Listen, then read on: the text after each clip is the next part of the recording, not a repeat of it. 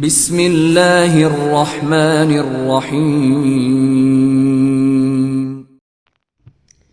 اعوذ باللہ من الشیطان الرجیم، بسم اللہ الرحمن الرحیم۔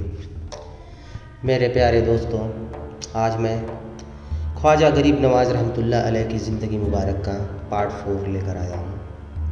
تو چلیے شروع کرتے ہیں پارٹ نمبر 4۔ ایک مرتبہ حضرت خواجہ معین الدین حسن چشتی رحمۃ اللہ علیہ اپنے مریدین کی تربیت فرما رہے تھے۔ دوران بیان جب جب آپ کی نظر دائیں طرف پڑتی تو باادب کھڑے ہو جاتے۔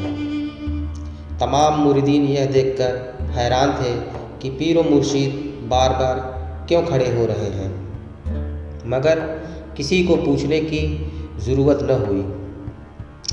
الغرض جب سب لوگ وہاں سے چلے گئے تو ایک منظور نظر مرید عرض گزار ہوا، حضور، ہماری تربیت کے دوران آپ نے 12 قیام فرمایا، اس میں کیا حکمت ہے؟ حضرت خواجہ معین الدین چشتی رحمۃ اللہ علیہ نے فرمایا، اس طرف پیر و مرشید شیخ عثمان ہارونی رحمۃ اللہ علیہ کا مزار مبارک ہے، جب بھی اس جانب رخ ہوتا تو میں تعظیم کے لیے اٹھ جاتا، بس میں اپنے پیر و مرشد کے روضہ مبارک کی تعظیم میں قیام کرتا تھا۔ الحمدللہ۔ جس وقت حضرت سیدنا غوث اعظم رضی اللہ عنہ نے بغداد مقدس میں ارشاد فرمایا کہ میرا یہ قدم اللہ کے ہر ولی کی گردن پر ہے، تو اس وقت خواجہ غریب نواز سیدنا معین الدین چشتی ازمیری رحمۃ اللہ علیہ اپنی جوانی کے دنوں میں ملک خراسان میں واقع ایک پہاڑی کے دامن میں عبادت کیا کرتے تھے۔ جب آپ نے یہ فرمان عالی سنا تو اپنا سر جھکا لیا اور فرمایا کہ آپ کے قدم میرے سر اور آنکھوں پر۔ اللہ اکبر۔ ایک بار خواجہ غریب نواز رحمۃ اللہ علیہ مکہ مکرمہ کی نور بار فضاؤں میں مراقبہ کر رہے تھے کہ ہاتف غیب سے آواز آئی، مانگ، کیا مانگتا ہے؟ ہم تجھ سے بہت خوش ہیں، جو طلب کرے گا پائے گا۔ عرض کی، یا اللہ میرے تمام مرید کو بخش دے۔ خواجہ غریب نواز رحمۃ اللہ علیہ نے عرض کیا، یا اللہ میرے تمام مریدوں کو بخش دے۔ جواب آیا، بخش دیا۔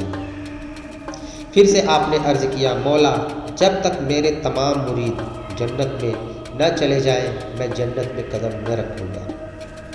سبحان اللہ، الحمدللہ۔ سلطان الہند حضرت سیدنا خواجہ غریب نواز رحمۃ اللہ علیہ نے اپنی زندگی کے تقریباً 81 برس راہ خدا میں علم دین حاصل کرنے اور مخلوق کو راہ راست پر لانے کے لیے بشر کر دیے، بلکہ کئی کتابیں بھی تحریر فرمائی۔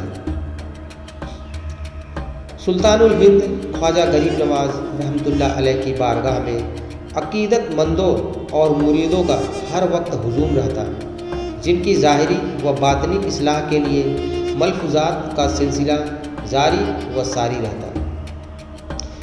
زبان حق کے ترجمان سے جو الفاظ نکلتے اسے آپ رحمۃ اللہ علیہ کے خلیفہ اکبر و سجادہ نشین حضرت خواجہ قطب الدین بختیار کاکی رحمۃ اللہ علیہ فوراً لکھ لیا کرتے۔ یوں حضرت خواجہ قطب الدین بختیار کاکی رحمۃ اللہ علیہ نے اپنے پیر و مرشید کے ملفوظات و مشتمل ایک کتاب ترتیب کی، جس کا نام دلیل العارفین رکھا۔ اس گلشن ازمیری سے چند مہکتے پھول آپ لوگوں کو میں بتانا چاہتا ہوں۔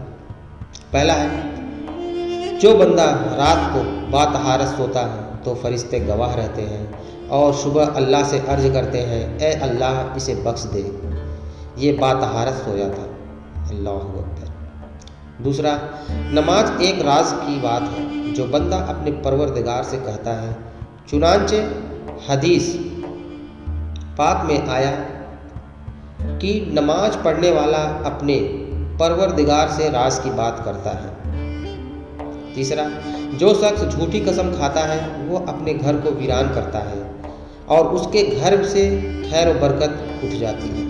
बेशक मुसीबत ज़्यादा लोगों की फरियाद सुनना और उनका साथ देना, हाजतमंदों की हाजत रवाई करना, भूखों को खाना खिलाना, असीरों को कैद से छुड़ाना, यह बातें अल्लाह के नज़दीक बड़ा मर्तबा रखती हैं। पाँचवा, नेकों की सोहबत नेक काम से बेहतर और बुरों लोगों की सोहबत बदी करने से भी बदतर।